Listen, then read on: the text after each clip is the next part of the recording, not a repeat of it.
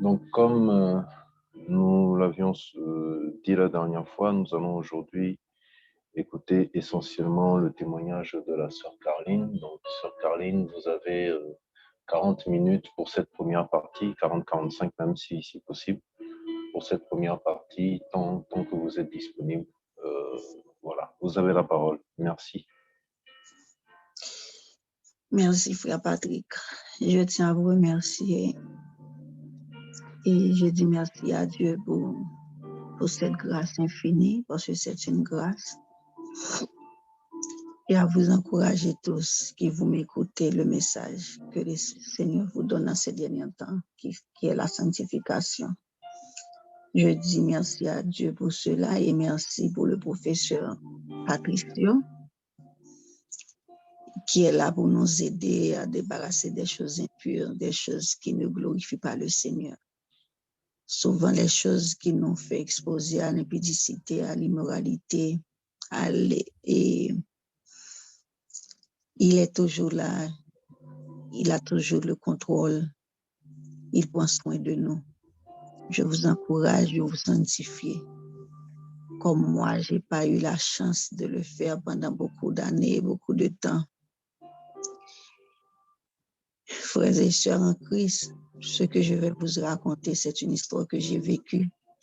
J'ai tellement de témoignages que lorsque le professeur avait dit que le sœur Carline doit témoigner et le dimanche prochain, je priais, je demandais à Dieu sur quoi je vais témoigner parce que les témoignages ils sont beaucoup.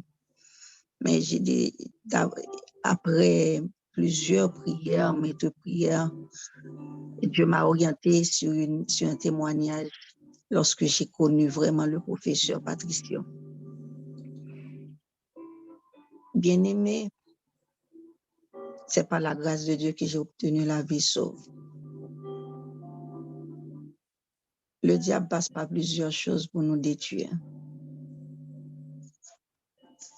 Ça fait beaucoup d'années, plus de 10 ans. J'ai connu un jeune homme. Quand j'ai dit un jeune homme, il était plus jeune que moi en âge. Il était plus jeune que moi en âge. Il m'a abordé à l'époque, c'était sur BBM. Je ne sais pas si vous vous rappelez de BlackBerry, il y avait une histoire de BBM. C'est là qu'on envoyait les messages, qu'on parlait avec les gens. Je ne sais pas comment. Premièrement, excusez-moi, je dois me présenter. Je m'appelle Colline Doran, je suis haïtienne. Et pour le moment, je vis aux États-Unis. Donc, comme je vous disais tantôt, j'ai connu ce jeune homme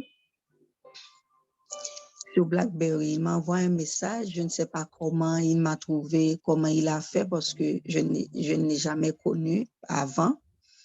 Donc, il m'a envoyé un message. Premièrement, il m'a salué. Et puis, ma première réaction, c'était « Où as-tu trouvé mon numéro? Je ne te connais pas. » Bon, il m'a raconté une histoire. C'était comme si, et sur BBM, on pouvait rencontrer les numéros comme ça sans que personne ne te le passe. Donc, c'était comme ça. Donc, il commençait à m'écrire, il commençait à m'envoyer des messages d'amour comme s'il voulait être avec moi, il voulait me connaître. Mais là, je vivais à Saint-Domingue parce que j'ai passé plus de 20 ans à vivre à Saint-Domingue, le pays voisin de mon pays. Donc là, il était en Haïti. Donc, c'est comme ça, des mois, il passait des mois à m'écrire, il passait des mois à m'écrire, des mois. Arrivé un moment, après 2 ou 3 mois, il ne m'écrit plus. Je n'ai reçu aucun message de lui.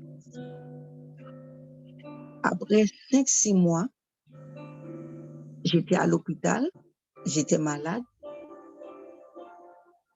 Et puis, à l'hôpital, j'ai laissé dans la maison, là où je vivais à Saint-Domingue, j'avais 2 sœurs de l'église que j'ai laissées avec mes 2 enfants.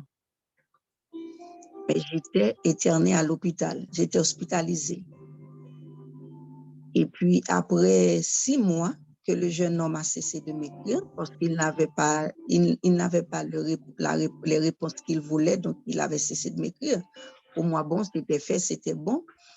Et puis, lorsque j'étais à l'hôpital, hospitalisée, j'ai reçu un appel de l'une des sœurs qui était à la maison avec mes enfants pour me dire, tu as une visite. Mais je parlais avec les sœurs et les sœurs de l'église de ce jeune homme, parce que non seulement elles étaient les sœurs de l'église, mais c'était des amis également.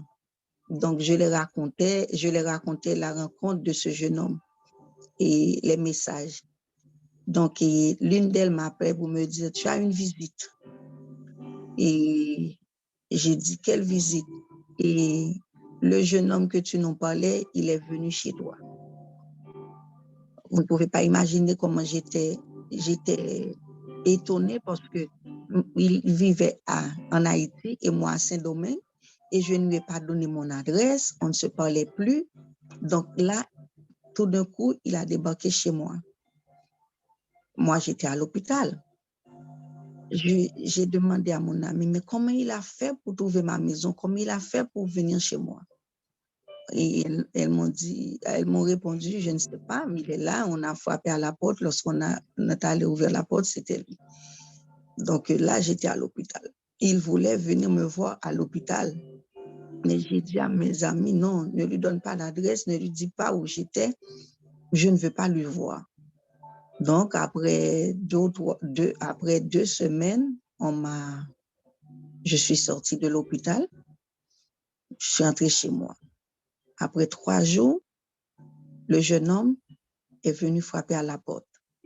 Lorsqu'il est venu, je voulais te voir. Il est entré chez moi, c'est comme si on se connaissait déjà. Il m'appelait mon amour, comment vas-tu? Je voulais te voir. Mais dans les messages, il me disait clairement, un jour, je te verrai et tu seras mienne pour la vie. Mais ces messages étaient toujours codés avec des points suspension, tous ces messages. Mais je ne comprenais pas, c'est à la suite que je vais comprendre, je vais savoir pourquoi les messages étaient toujours et avaient toujours des points suspension. Donc, il est venu, il continue à me parler de la même façon qu'il me parlait au message, qu'il me voulait. Moi, tout au fond de moi, je disais, mais pourquoi? Il était tellement jeune. Il était tellement jeune. Pourquoi moi? Pourquoi moi? Mais à l'époque, je dois vous dire que j'étais seule. J'étais mariée avec un homme, il était toujours absent. Et à cette époque-là, j'avais 2 ans et demi que je ne savais rien de cet homme qui était mon époux. J'étais seule. Sincèrement, non seulement j'étais seule et j'avais besoin d'un réconfort. Et c'est exactement pour cela qu'il a été envoyé. Parce que Satan, il est là, il sait quand nous sommes faibles, il sait quand nous sommes dans la désobéissance, dans l'impudicité, donc il envoie son argent. Donc, au fond de moi, je ne voulais pas. Je ne voulais pas, je voulais. Je ne voulais pas, je voulais. Ma raison me disait qu'il est trop jeune. Ma raison me disait pourquoi il est venu et il ne savait, tu ne l'avais pas donné ton adresse, il a trouvé ton adresse, tout ça. Et je ne sais pas, mes désirs ou du moins ma solitude me disait pourquoi pas essayer. Donc, je luttais entre ma raison et mes désirs. Donc, après un mois et demi, il venait, il faisait des va-et-vient chez moi. Je suis tombée dans l'impudicité avec ce jeune homme. Donc, on est devenus amis intimes, on est devenus amants, si on peut l'appeler comme ça. Mais à chaque fois, à chaque fois, je me disais, non, je ne pouvais pas faire ça. Je luttais avec quelque chose parce que normalement, je suis chrétienne, je suis à l'église, je fais partie des groupes des dames, je chante à la chorale, je suis adoratrice et je vis comme ça. Donc, toute une vie sale, une vie cachée avec un amant trop jeune pour moi. C'est pas seulement là, et c'est la façon dont il s'accaparait de moi. Et autre-temps, j'écrivais avec le professeur Patricio, mais on n'a jamais eu des appels téléphoniques, mais on écrivait des messages. Après 6 mois de relation, Le professeur Patricio commençait à m'écrire, ma soeur, tu as une ombre noire qui t'entoure.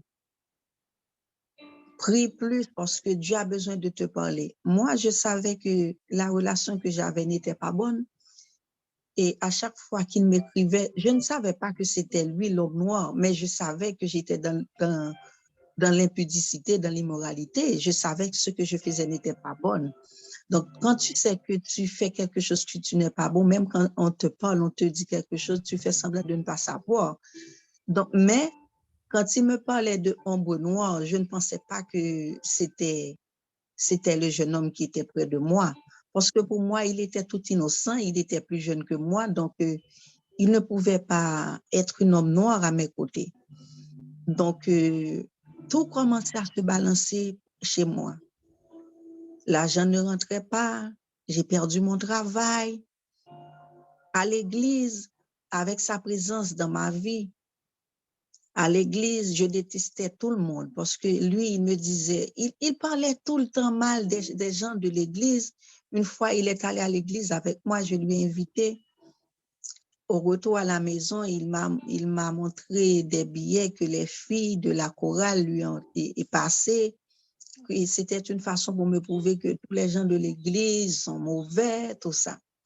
Mes amis, tout le monde m'abandonnait à cause de lui. Personne ne voulait me parler à cause de lui. Et lui, en me parlant, tu sais que c'est mon amant, on a une vie ensemble, il vivait chez moi. Donc, tout ce qu'il me disait était bien. Mais il m'empêchait de prier également. Les heures de prière, il y a toujours une discussion. Il cherche toujours un moyen pour discuter avec moi dans les heures de prière. Donc, c'était comme ça. Ma vie était bouleversée, mais je ne pouvais pas comprendre. À chaque fois que je parlais au professeur Patricio, voici ce qui m'arrive, voici ce qui m'arrive. Ma sœur Colline, il y a une force négative qui rôde autour de toi. Et moi, je ne pouvais pas comprendre. Je cherchais, je demandais au professeur, mais qu'est-ce que j'ai fait de mal? Mais c'était de l'audace, bien aimé, parce que je savais ce que je faisais était mal. C'est pas parce qu'il était trop jeune, c'est parce qu'à l'époque, j'étais toujours mariée, même quand j'avais pas les nouvelles de mon époux, mais j'étais toujours mariée. Et puis, j'ai cessé d'aller à l'église. J'ai cessé d'aller à l'église sous prétexte que les gens de mon église ne me comprennent pas. C'est comme ça, lorsque tu es dans l'obéissance, que la force infernale est tout près de toi. Oh, tu ne veux pas aller à l'église, tu détestes tout le monde.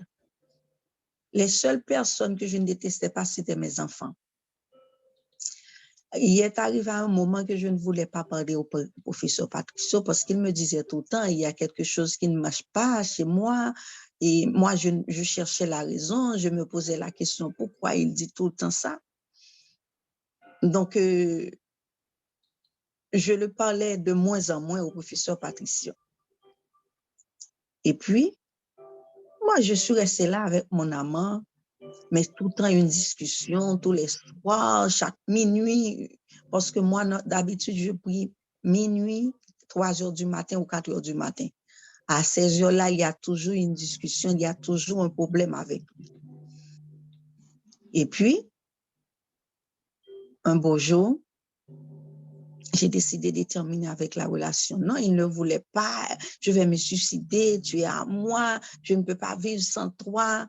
Et si je ne peux pas t'avoir, moi, je préfère mourir, tout ça. À chaque fois, c'était la même histoire. À chaque fois, c'était la même histoire. À chaque fois que je prenais des décisions, parce qu'au fond de moi, je sentais que quelque chose n'allait pas, mais je ne pouvais pas savoir qui et je ne voulais pas parler au professeur Patricio. Là, dans mon église, on ne sait rien. Je suis dans tout ça et rien, on ne détecte rien, je chante, je fais tout ce que j'ai l'habitude de faire à l'église, personne n'a soupçonné. Mais le professeur Patricio, à chaque instant, ma sœur, il y a un problème chez toi. Un jour, le professeur m'écrit pour me dire, ma sœur, si tu n'arrêtes pas ce que tu fais, alors que je ne raconte rien, si tu n'arrêtes pas ce que tu fais, tu vas perdre ta fille, l'une de tes filles. Là, je commence à me poser des questions. Pourquoi le professeur m'a dit ça? Pourquoi? J'ai même pensé que le professeur était était mauvais avec moi, il était méchant avec moi. Pourquoi il me parlait ainsi si je ne fais rien? Parce que moi, je me donnais des raisons, parce que j'étais seule, mon époux m'a abandonnée, ça fait 2 ans et demi que je n'ai pas de ses nouvelles, j'ai le droit d'avoir une relation. C'est comme ça, je le pensais. Donc, un jour, je faisais partie d'un groupe qui s'appelait Gold Children. Il y a le batteur du groupe qui était possédé à l'église. On avait une veille de nuit. Après 7 jours de veille de nuit, le batteur est possédé.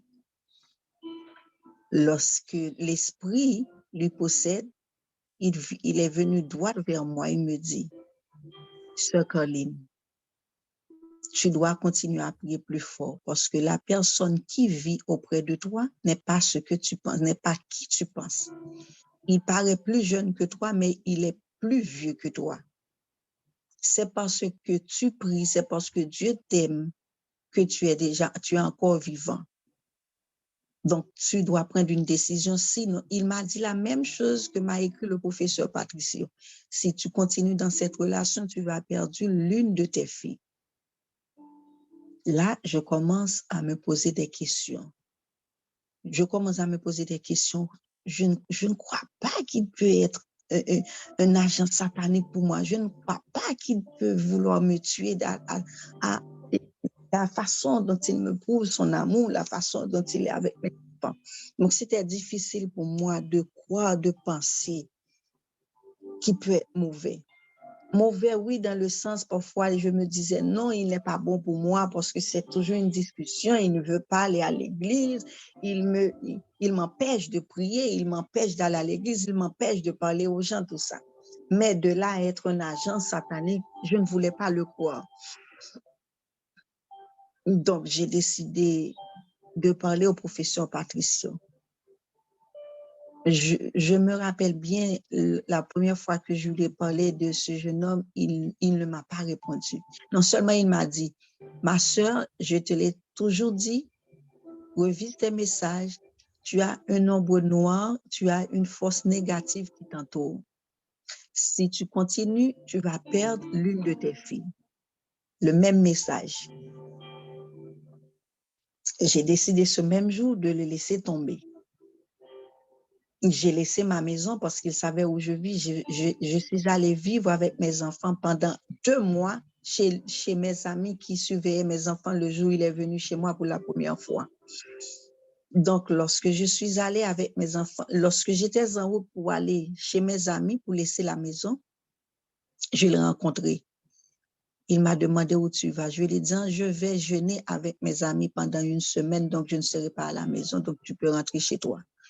Il me dit, Colline, tu sais très bien, c'est pas pour ça que tu vas. La personne qui t'a interdit de me parler, je vais lui parler. Je lui ai dit, il y a personne qui m'a interdit de te parler, seulement j'ai besoin de prière. Lorsque je suis à la maison, je ne peux pas prier, donc je vais chez mes amis pour passer 1 semaine dans le jeûne avec mes enfants. Il me dit, en allant, il me dit, tu peux courir, tu peux aller là où tu veux, mais je te rencontrerai toujours parce que tu es à moi. Et puis, je suis partie. Donc, arrivé chez mes amis, je leur ai raconté l'histoire, mais elles ont cessé de me parler également parce qu'elles n'étaient pas d'accord avec la relation. Donc, lorsque je suis arrivée, donc elles m'ont dit, je savais que c'était mauvais pour toi, je savais qu'il y avait quelque chose qui n'allait pas, donc je suis restée là. Eh bien, lui, tous les jours, tous les soirs, il est venu devant chez mes amis, il voulait me parler. Et moi, je ne suis pas sortie pour le parler parce que je ne voulais pas. J'avais peur de lui, j'ai commencé à avoir peur de lui. Et puis là, j'ai commencé à parler au professeur, il m'a dit, oui, tu savais que tu étais dans l'obéissance, tu savais qu'il y avait quelque chose qui n'allait pas. À chaque fois que je t'envoie un message, tu n'as pas répondu, donc il commençait à m'aider à prier. Mais il m'a dit que c'est toi qui dois prier, c'est toi qui dois demander pardon à Dieu, c'est toi qui dois commencer à faire le premier pas, parce que lui là, le jeune homme là, il a un esprit, il est un envoyé, il n'est pas ce que tu crois. Il n'est pas qui tu crois. Donc, puisque tu t'es entré tout seul dans la relation, donc tu dois prier, tu dois demander pardon à Dieu pour qu'il te sauve de cette relation. Alors là, je commençais à jeûner, je commençais à prier.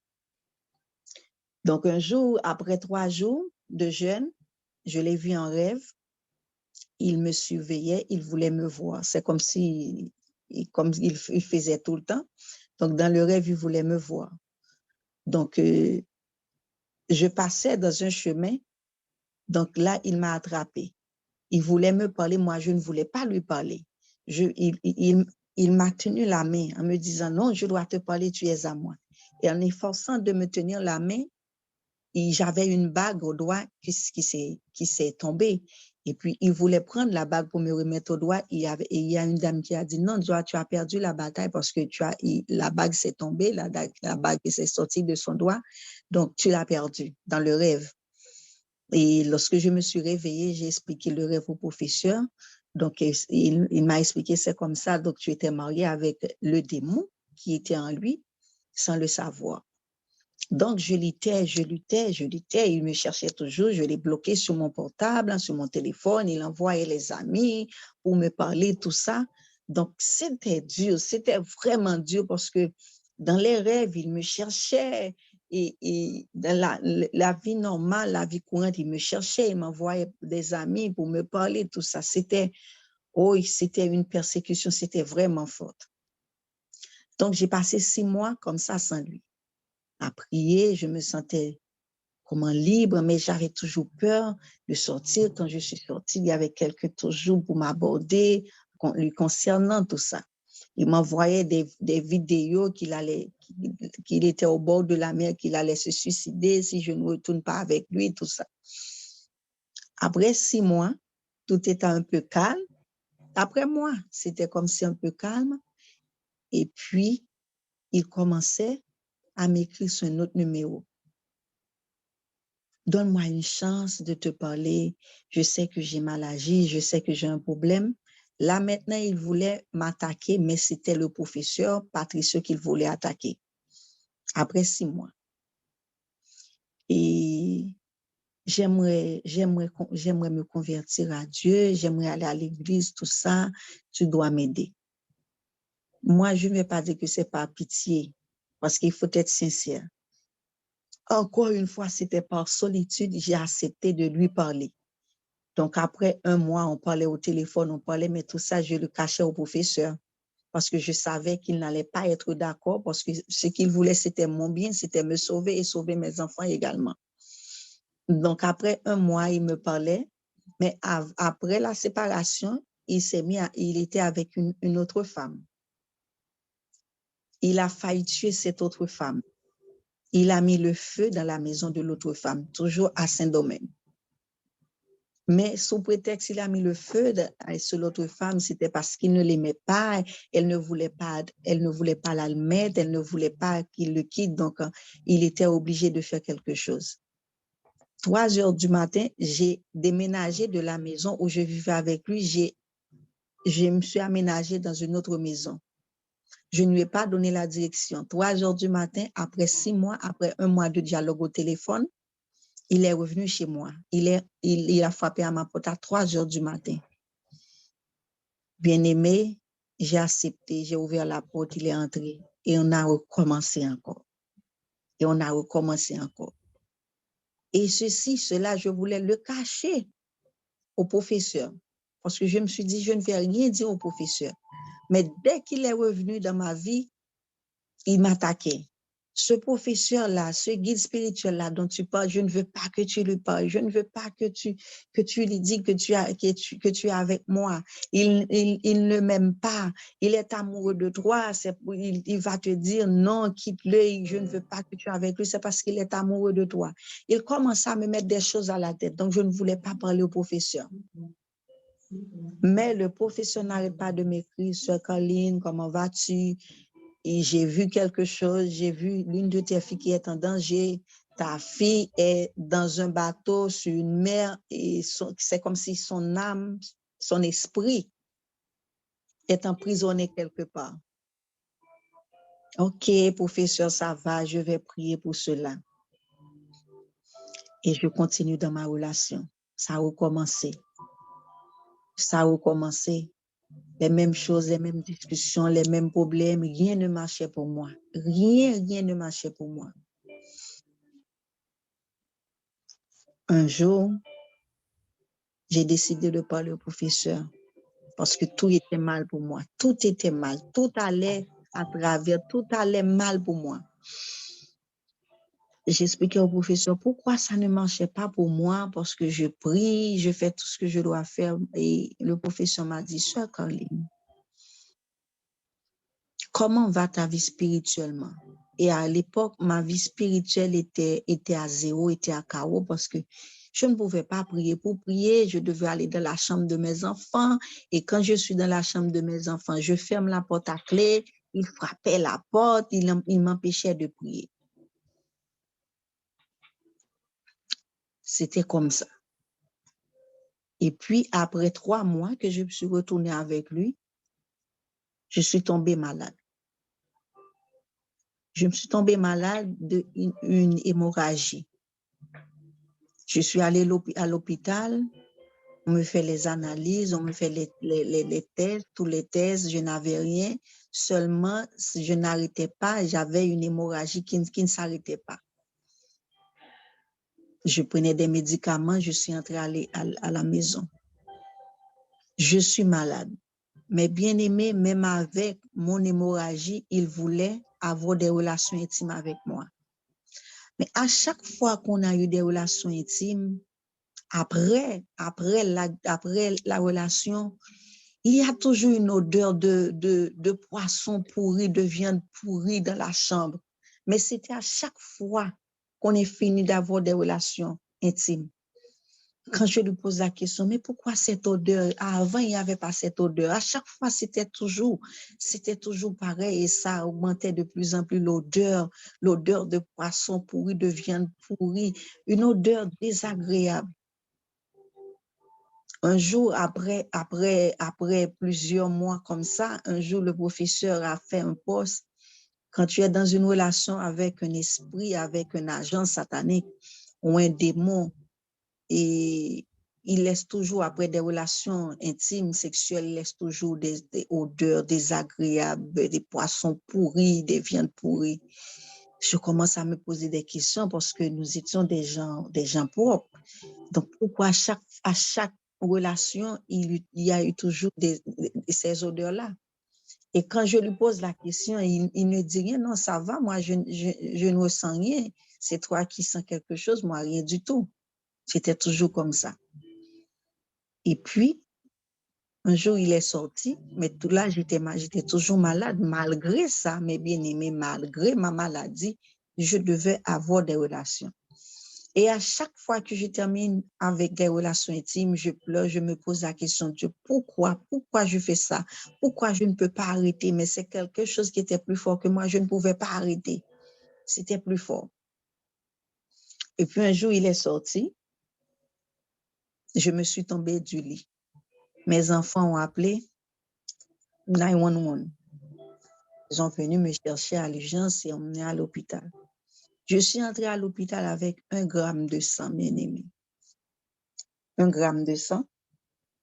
Et lorsque le docteur me demanda mon nom, j'ai dit mon nom, il m'a demandé, mais comment tu peux parler avec 1 gramme de sang? Avec 1 gramme de sang, tu devrais déjà être morte. Donc, lorsque je suis entrée à l'hôpital, lui, il n'était pas là, il ne savait pas. Et puis, après les examens qu'ils m'ont fait, ils m'ont dit, bon, ils ne pouvaient rien voir. Ils n'ont rien vu, j'avais rien, tout était bien, mais le sang n'arrêtait pas de couler, j'avais toujours l'hémorragie. Et ils m'ont donné des injections. Tout ce qu'ils m'ont donné pour arrêter l'hémorragie, ils ne pouvaient pas arrêter l'hémorragie. Après 2 semaines à l'hôpital, les docteurs ont décidé de me donner l'Exéat, de m'envoyer chez moi parce qu'ils ne pouvaient rien voir.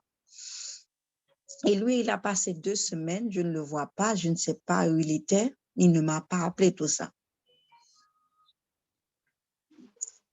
On m'a donné 5 infusions de sang pour remplacer tout ce que j'étais en train de perdre, mais ça n'a pas marché. Rien ne marche. Rien ne marche. Plus rien ne marche pour moi. Donc, après 2-3 semaines, les docteurs ont décidé de m'envoyer chez moi pour mourir. Il n'y avait pas d'espoir, on ne pouvait rien faire. Et puis, le docteur a fait signer à ma fille, à l'époque, elle avait 15 ans, ma fille aînée, que bon, nous ne pouvons rien faire, donc ta mère, elle va mourir. On a tout fait, on a tout essayé, il n'y a pas d'espoir. Et ma fille a failli se suicider, mes bien-aimés, parce que je suis père et mère à la fois. Donc, elle a dit, bon, si ma mère n'existe pas, moi aussi, il n'y a pas raison parce que je n'ai personne, je suis toute seule dans ce monde. Donc, elle a failli se suicider. Donc, moi, sur le lit d'hôpital, j'attends qu'on vienne me chercher parce que j'avais l'exercice pour aller chez moi. Donc, je suis restée là, j'avais la Bible, j'avais envie d'appeler le professeur. Non, avant d'aller à l'hôpital, excusez-moi, mes bien-aimés, avant d'aller à l'hôpital, il m'a dit, j'aimerais parler à ton guide spirituel. J'aimerais lui parler. J'aimerais me confesser. Je veux accepter Jésus. Donc, j'ai parlé au professeur, je lui ai dit, là, j'étais obligée de dire au professeur, bon, je suis retournée avec le jeune homme, voilà, il veut te parler, il aimerait se convertir, il aimerait accepter Jésus. Mais au fond, ce n'était pas vrai. Il commençait à parler au professeur, d'après ce que le professeur m'a dit, parce qu'il ne m'a jamais dit, lui, ce qu'il avait parlé avec le professeur. Mais le professeur Patricio m'a dit, oui, il a dit, il lui a parlé d'une femme, mais il n'a pas cité mon nom. Il n'a pas cité mon nom. Il a dit, oui, je suis amoureux d'une femme, je ne veux pas lui faire du mal, mais c'est plus fort que moi, tout ça. Et si je me rappelle bien par la suite, allô? Oui. Si je me rappelle bien par la suite, l'esprit qui le possédait est allé attaquer le professeur Patricio. Donc, comme ça, c'est lui qui à l'époque, qui a subi cette attaque, je pense qu'après le témoignage, il pourrait vous dire plus de ça. Donc, l'esprit qui était sur le jeune homme est allé attaquer le professeur Patricio. Après avoir lui parlé, l'esprit est allé le jeune homme, donc parce que le professeur, il voulait que le professeur le guide pour accepter Jésus. Il a parlé de moi, mais il n'a pas cité mon nom, que je suis avec une femme, que je l'aime, mais que je ne veux pas lui faire du mal, que c'est plus fort que moi, tout ça. Mais je pense qu'il lui a parlé une seule fois, parce qu'après, l'esprit était allé attaquer le professeur Patricio. Donc, ça, c'était avant que j'aille à l'hôpital. Donc, revenons à l'hôpital. Quand je suis arrivée à l'hôpital, donc, comme je vous le disais, j'attendais qu'on venait me chercher parce qu'il n'y avait pas d'espoir pour moi. Je devais mourir, j'allais mourir. Et puis, j'avais eu peur, j'avais eu honte d'appeler le professeur Patricio parce qu'il me parlait tellement, il m'avertissait tellement, donc que je ne savais comment lui aborder, que j'étais sur le lit de mort, que j'allais mourir, il n'y avait plus d'espoir. Et puis, je suis au lit, je priais et je pleurais également. Je dis, Seigneur, je sais que j'ai péché, je sais que j'ai fait des choses qui sont mal à tes yeux, mais donne-moi une chance de vivre ou de témoigner. Donne-moi une chance pour mes enfants. Donne-moi une chance, aide-moi. Je priais comme ça et je pleurais. Mais je pleurais plus que je priais parce qu'il n'y avait plus d'espoir pour moi. Et j'avais le téléphone tout près de ma tête.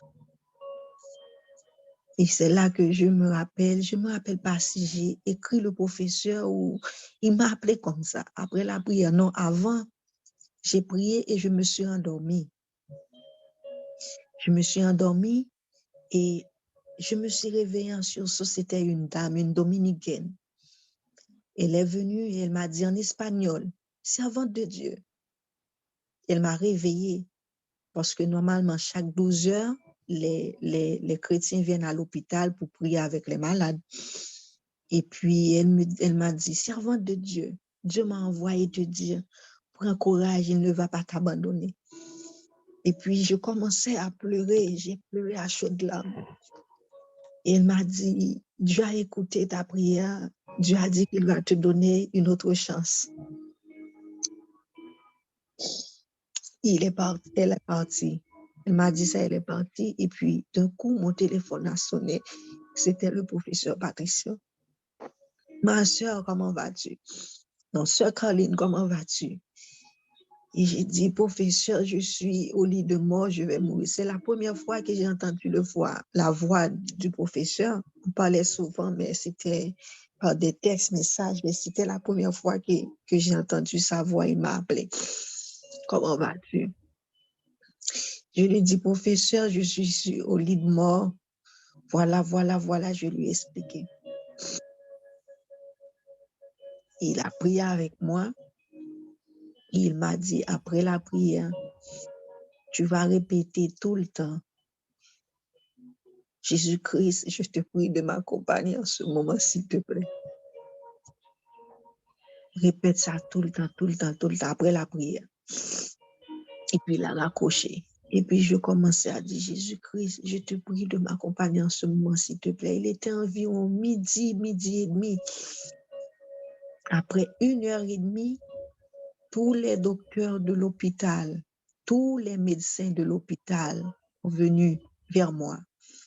Alors, je devais entrer chez moi parce qu'il n'y avait plus d'espoir.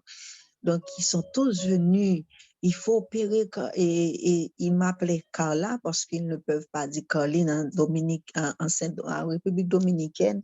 C'est difficile de dire mon nom. Donc, ils m'appellent Carla. On doit opérer Carla. Alors que j'étais sur le point de partir pour aller mourir chez moi. Donc, ils sont allés préparer la salle dont ils devaient m'opérer. Et c'est à ce moment-là, le jeune homme est entré à l'hôpital dans ma chambre. Comment tu vas? J'ai appris que tu es à l'hôpital. Une personne qui vivait avec moi, il était dans ma maison, on vivait ensemble. Il a passé 2 semaines sans me voir. Et le jour même où j'allais opérer, il est venu.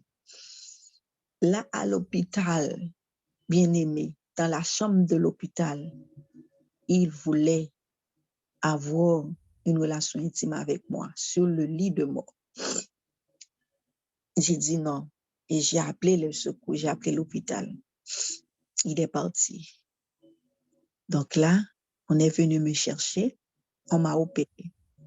L'opération a duré 6 heures de temps. 6 heures de temps. Mais là, j'avais toute cette prière que m'a donnée le professeur Patricio. Jésus-Christ, je te prie de m'accompagner en ce moment, s'il te plaît. Je te prie de m'accompagner. 6 heures de temps après, je suis sortie.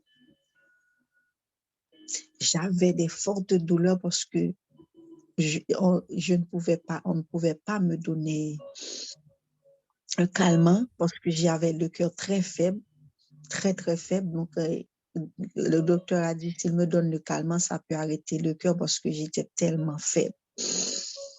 Donc, j'ai passé 2 semaines avec des douleurs atroces. Après 2 semaines de l'opération, il est revenu à l'hôpital. Il voulait avoir mes linges sales, soi-disant pour les laver. Là, j'étais seule, je ne pouvais rien faire parce que j'étais clouée sur le lit de l'hôpital, je ne pouvais pas bouger. Donc, il voulait avoir les linges sales. À chaque fois qu'il est rentré dans la chambre, où se trouvent tes linges sales, tes soutiens-gorge, tout ceci, tout ça, je vais les laver. Donc, il est venu, il les pris, il est parti avec. Et chaque fois qu'il est venu, qu'il est parti avec, c'est après que viennent les visites, les gens de mon église, mes enfants, donc que je ne voulais pas les raconter non plus. Ah, j'étais encore plus mal. À chaque fois qu'il vient, j'étais encore plus mal. Il me dit, ne t'inquiète pas, toi et moi, on va mourir ensemble parce qu'on va vivre ensemble pour la vie. Une fois encore, le professeur m'a appelé. Il a prié avec moi. Et après 2 semaines, je suis entrée à la maison. Tout allait bien parce que j'avais décidé de finir avec lui. Après un mois, je me suis rétablie. Il est venu. Il est revenu. Il est revenu encore une fois. J'ai accepté. 3 fois de suite. J'ai accepté. Là, il est revenu avec une autre mission parce que là, il voulait m'épouser. Il a acheté une bague, il faut qu'on se marie. Je lui ai dit, mais je ne peux pas marier avec toi parce que je ne suis pas encore divorcée. Je ne sais même pas où se trouve mon époux, donc comment je vais divorcer si je ne le trouve pas pour signer mon divorce. Donc, il voulait se marier.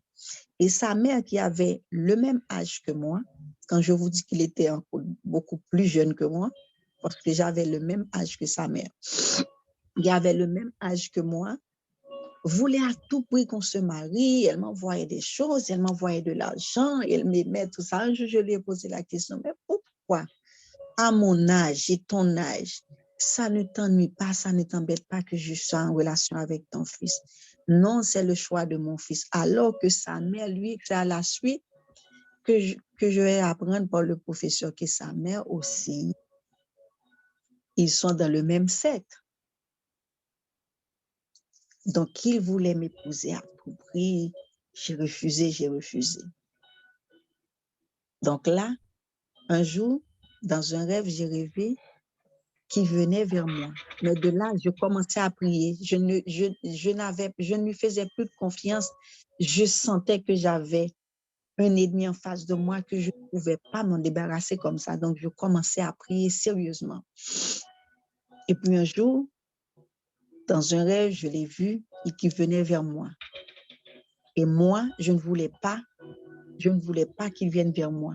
Donc, il m'a dit, puisque tu ne veux pas que je vienne vers toi, je m'en vais. Et puis, il m'a pointé des doigts à 2 hommes. Lorsque je me suis réveillée, j'ai raconté le rêve au professeur. Il me dit, étant donné qu'il a échoué dans sa mission, il est venu, il avait une mission pour toi. C'était de te tuer parce que c'est un agent du diable. Donc, puisqu'il est échoué, pour ne pas perdre sa vie, il t'a livré à 2 autres personnes. Donc, tu dois te méfier les gens qui viennent sur ton chemin. Ça a arrêté là. Donc, je lui ai mis à la porte de chez moi.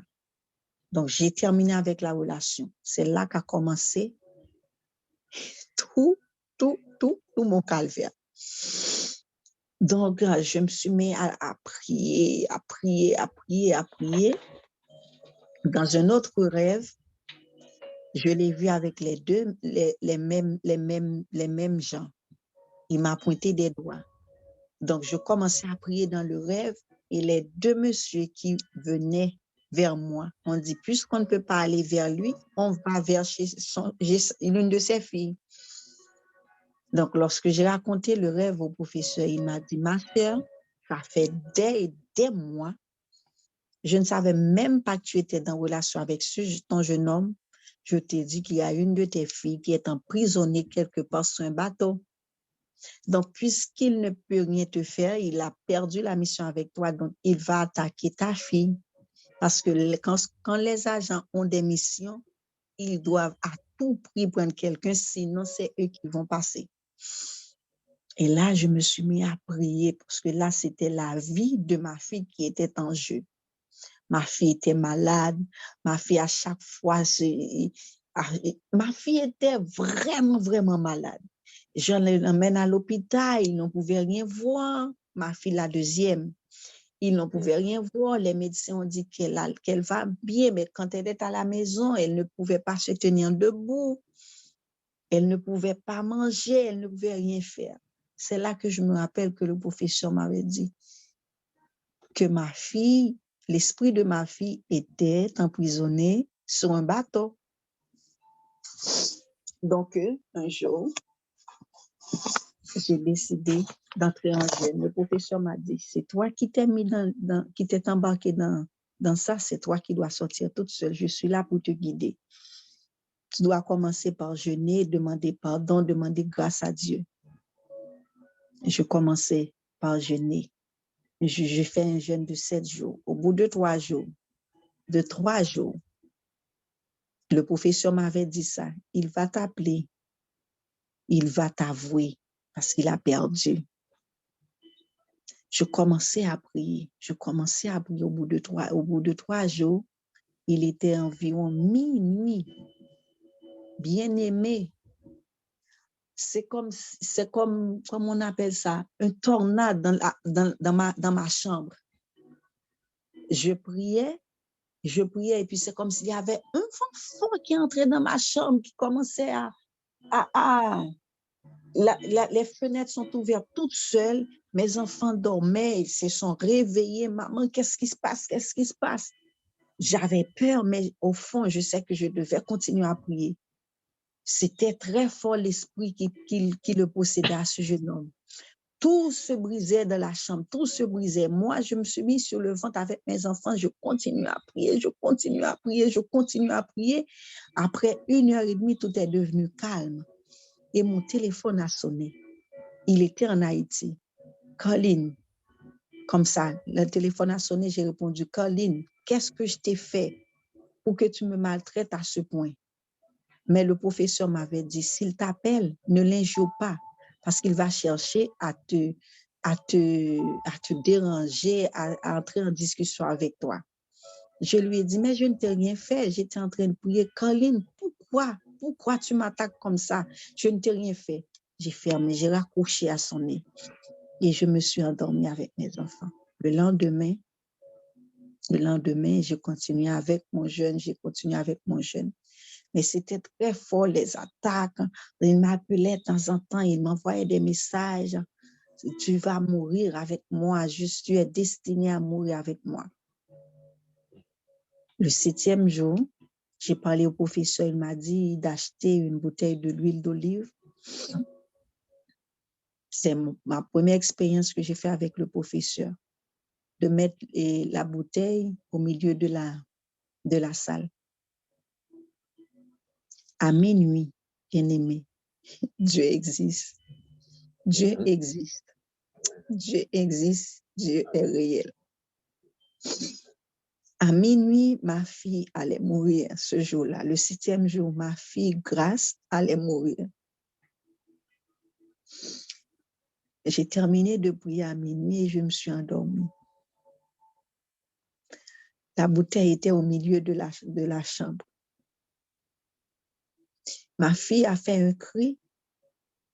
Je me suis réveillée. Je l'ai pris dans mes bras, je prie avec elle et on s'est endormi. 3h du matin, je ne dormais pas. J'ai vu le professeur. J'ai vu un homme mince, de couleur noire. Il est venu. Je l'ai vu comme ça. Je ne dormais pas dans ma chambre. Il est entré, il a pris la bouteille. Il a versé l'huile dans sa main. Il m'a oint. Il m'a dit, toi, tu dois oindre ta fille. J'ai oint ma fille, mes 2 filles. Et le professeur est resté là de 3h du matin jusqu'à 7h du matin avec moi. Je ne connais pas. Jusqu'à présent, je n'ai jamais vu le professeur. Jusqu'à présent. Ça fait plus de 7 à 8 ans que je le connais. Jusqu'à présent, je ne l'ai jamais vu. Mais je l'ai vu et le lendemain, j'ai pris mon téléphone pour envoyer le message. Je lui ai décrit mon rêve. Il m'a dit, c'était exactement, c'est comme ça que je suis. La façon dont je l'ai vu. Et ce n'était pas un rêve. Donc, depuis lors, ma fille est guérie.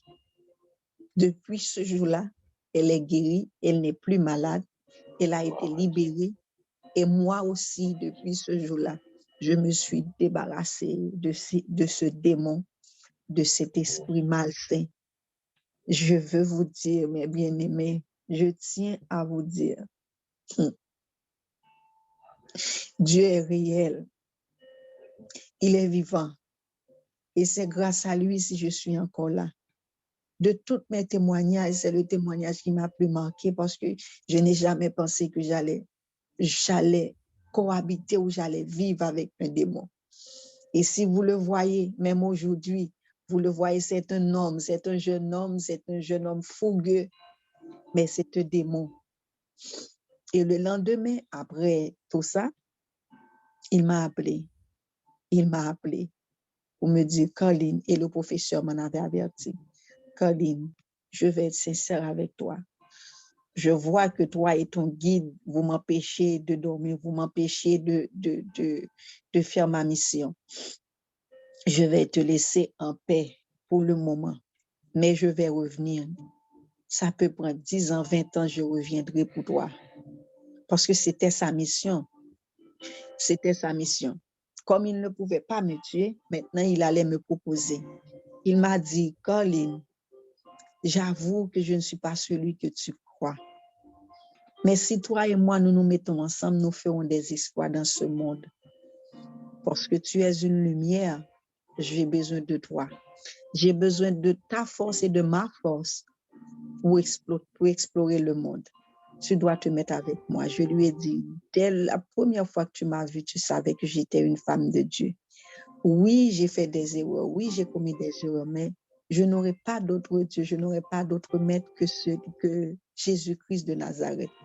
Et depuis ce jour, je n'ai plus entendu parler de lui. Donc, c'était là une partie de mon témoignage. Dieu vous bénisse, mes bien-aimés. Dieu vous bénisse. Sœur Caroline, merci pour ce témoignage. Professeur, vous avez la parole, s'il vous plaît. Merci beaucoup. Le témoignage de la sœur Caroline, c'est un témoignage sincère et c'est un témoignage véritable. J'allais juste apporter que la personne qui est avec la sœur Caroline de 3h à 6h, c'est l'ange de l'Éternel avec qui je travaille, qui m'est doté pour que, à la longue, au futur, les gens ne pensent pas que moi, je suis Dieu ou je suis Jésus, je suis un ange. Je suis un homme comme vous qui a fait 9 mois de ventre maternelle, qui n'est pas supérieur à vous, qui est comme vous, qui se bat aussi pour chercher son salut. Mais j'ai juste eu une grâce particulière que Dieu m'a doté un ange qui est très puissant, qui travaille conformément avec mon image, avec mon visage. Il y a des fois, il me tient au courant, et des fois, il ne me tient pas au courant. Mais la sœur Caroline, c'était la sincérité. Et elle n'est pas la première ou la dernière personne à témoigner pour ce genre de manifestation. Donc, pour juste parce que ces vidéos vont rester pour toujours. Et connaissant la race humaine, un jour, ils voudront dire que je suis un être humain. Et ça, je l'avais toujours expliqué à la sœur Caroline. Ce genre de manifestations, ça nous arrive. Même Pierre, on avait aussi un ange que les autres apôtres avaient confondu. Quand il avait frappé la porte, ils avaient dit que c'est son ange, c'est pas lui. Donc, ça nous arrive très souvent d'avoir ces dédoublements. J'ai cette grâce-là parce que je crains Dieu et parce que je marche avec Dieu. La sœur Caroline, c'est quelqu'un qui est sous mes ailes pendant 8 ans déjà. Donc, juste pour la précision, hein, parce que la sœur Caroline comprend déjà sa mère à la langue. Il ne faudrait pas que les gens qui viendront après, qui ne seront pas de ces groupes, fassent un culte en ma personne. Que l'Éternel vous épargne de ça. Je suis un être humain normal. Je n'ai rien de plus que vous. Je suis comme vous. Je connais les mêmes faiblesses. Nous servons les mêmes dieux et ils nous aiment tous de la même façon. Je ne suis pas supérieur à vous ni à qui que ce soit sur cette terre. Je suis le plus petit dans les royaumes des cieux. Merci. Amen. Merci, professeur. Merci, sœur Caroline. Dieu vous bénisse. Merci beaucoup pour ce témoignage poignant, édifiant, instructif.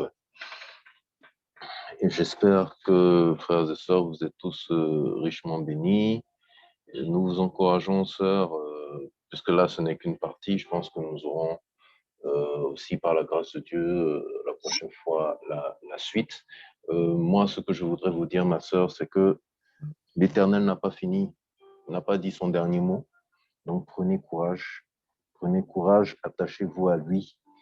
Et vous verrez la fin de cette histoire sera beaucoup plus glorieuse que le début, car il est écrit que la gloire de la deuxième maison sera plus grande que celle de la première. Dieu vous bénisse. Amen.